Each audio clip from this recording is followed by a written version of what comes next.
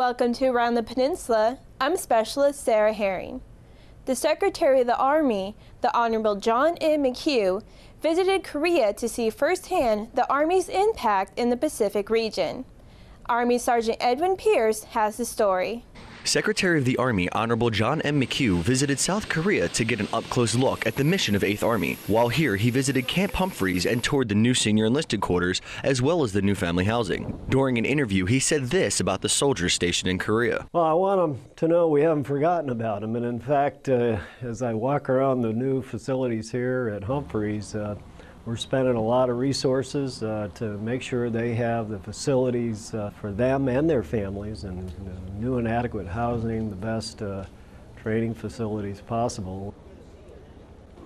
Before leaving Camp Humphreys, his last stop was to 2nd Cab to talk to soldiers and also present them with a coin for excellence. Many of the soldiers awarded have done things from being NCO or Soldier of the Quarter to Best Maintainer. Army Sergeant Edwin Pierce, Camp Humphreys, Korea. The Secretary was in Korea for 2 days.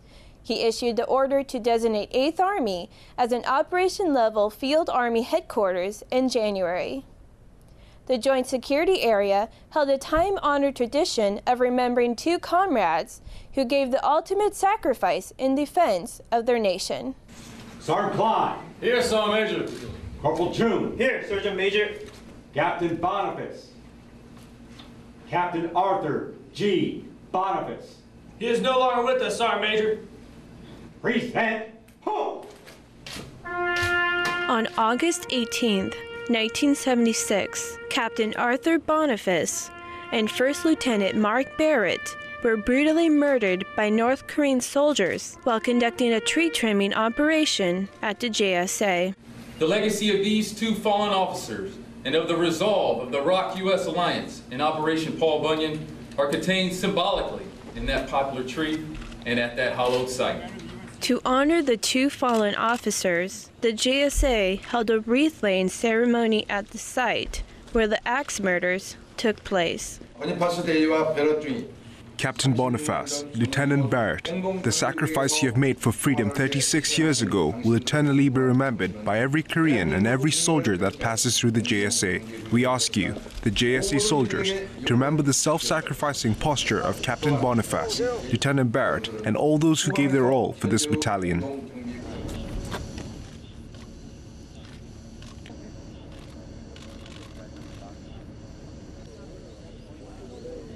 The ceremony ended with guests placing a white carnation at the memorial. The axe murders prompted the United Nations Command to launch Operation Paul Bunyan, the largest tree trimming operation in history. From the Joint Security Area, we head south to Kunsan Air Base, where members of the Wolf Pack got to work with other branches and receive training on mission-critical field equipment. Senior Airman Daniel Kowaleski has the story.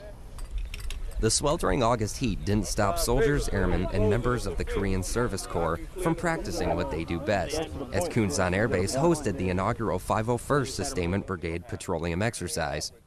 It involved a joint and a combined operation with all of the fuel equipment that we have on the peninsula, from the Air Force, from the KSCs, and from the U.S. Army.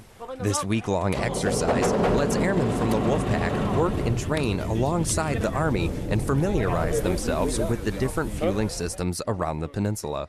I feel like the soldiers are getting their hands-on experience at first duty station, so they got a chance to see the systems in operation and get to see how the Air Force and the Army would connect if it was in a deployed environment. Close instruction on 5,000-gallon fuel tankers, aviation refueling equipment, and timed fuel site setup competitions were just a few tasks on the agenda.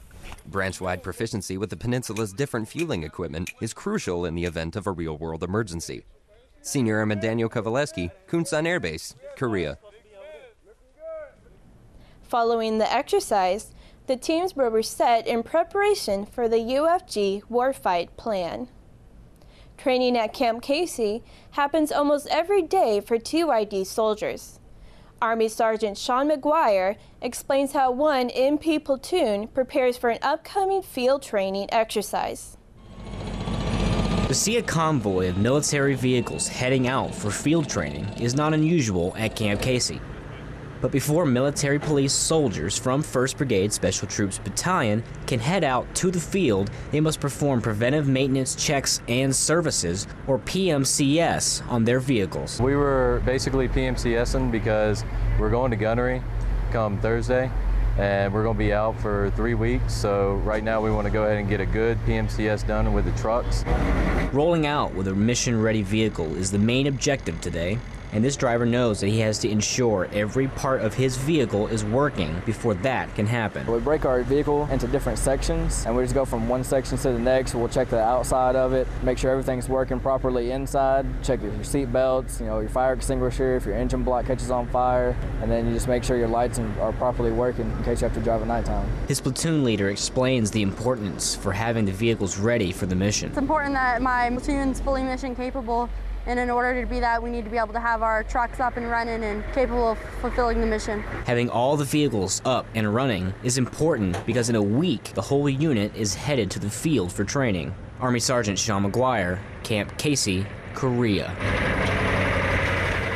The soldiers perform PMCS on vehicles and other equipment every Monday in the motor pool.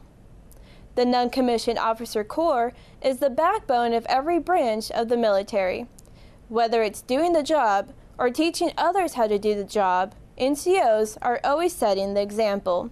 Senior Airman Brayton Metzger reports. Group PT is a pretty standard event in the military. This many soldiers together for PT, though, well, that takes a little more. 2nd Combat Aviation Brigade Command Sergeant Major Lourdes Barrios Powell organized this NCO run, and it was a chance for her to bring all her NCOs togetger. Well, this is something that I always try to instill on my NCOs, and even when I was a battalion sergeant major, I always had this NCOs run. It's something that we don't do anymore in the Army. It's something that I want to bring back. It's basically bringing the basics back, going back to the basics. Having an NCO run to build that team, to make the NCOs feel special and proud. And it's important for everyone else to see NCOs working together.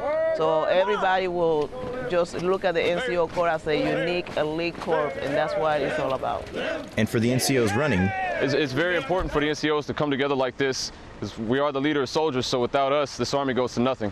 Even during the run, Command Sergeant Major Barrios Powell is setting an example any service member can learn from. No, I'm leading the run, and everybody will be right behind me. Leading from the front, the mark of a true NCO. Senior Airman Brayton Metzger, Camp Humphreys, Korea.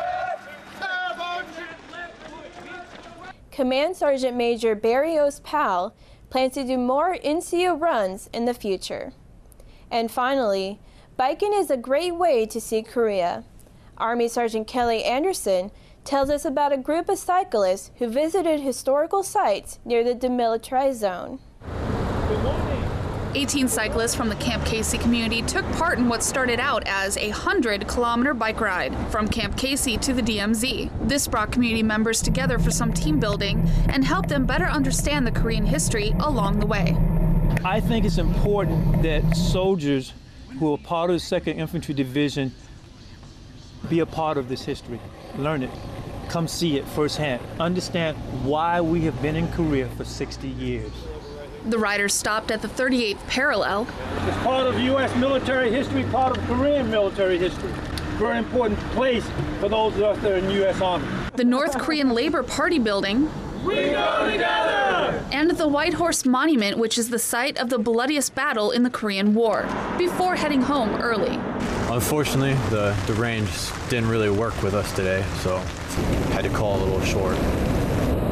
Rain cut their journey through South Korea short by 10 kilometers, but they look forward to experiencing more of the Korean culture on 2 wheels. On a bike, you're part of it. You're part of South Korea. It's a wonderful feeling.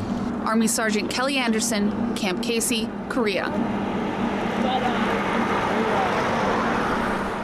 The group is looking forward to their next big trip to another part of the DMZ in late September. That was your Around the Peninsula for Thursday, August 23rd.